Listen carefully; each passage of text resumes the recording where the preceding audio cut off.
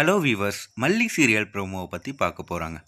அன்பு அப்படின்றத காட்டி நம்ம விஜய் சார்கிட்டேருந்து மொத்த சொத்தையுமே நம்ம ராஜேஸ்வரி ஆட்டியே போட்டுட்டாங்க. அதுவும் இல்லாத நம்ம விஜய் சாரை கழுத்தை பிடிச்சி வெளியவும் தள்ளி விட்டுட்டாங்க.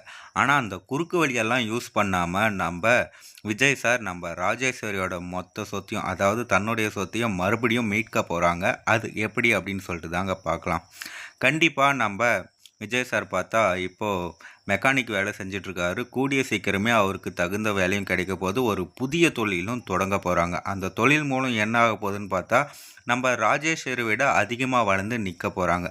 மறுபக்கம் என்ன நடக்க போகுது, நம்ம ராஜேஸ்வரி மல்லியை எப்படி பழி வாங்கலாம், விஜயை எப்படி வேலையை விட்டு தூக்கலாம், எப்படி அவருடைய பிஸ்னஸை குறைக்கலாம் அப்படின்னு சொல்லிட்டு யோசிச்சிட்டே இருக்க சமயத்தில் விஜய்கிட்ட இருந்து ஆட்டியப்பட்ட மொத்த சொத்தையுமே பிஸ்னஸை அதை விட்டுரு போகிறாங்க. அதனால் ரொம்பவே லாஸ் ஆன நம்ம ராஜேஸ்வரி அந்த கம்பெனி மொத்தமும் விற்க போகிறாங்க. அதை வாங்க போகிறது யாருன்னு பார்த்தா நம்ம விஜய் சாராக தான் இருக்குங்க. கண்டிப்பாக நம்ம ராஜேஸ்வரிக்கு மேலே வளர்ந்து நிற்க போகிறாங்க. அப்போ கண்டிப்பாக நம்ம ராஜேஸ்வரிக்கு ஒரு தகுந்த பதிலடியை நம்ம விஜய் சாரும் மல்லியும் கொடுக்க போகிறாங்க.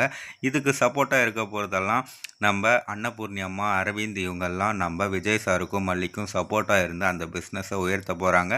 ராஜேஸ்வரிக்கு தகுந்த ஒரு பதிலடியை கொடுக்க போகிறாங்க. வெயிட் பண்ணி பார்க்கலாங்க.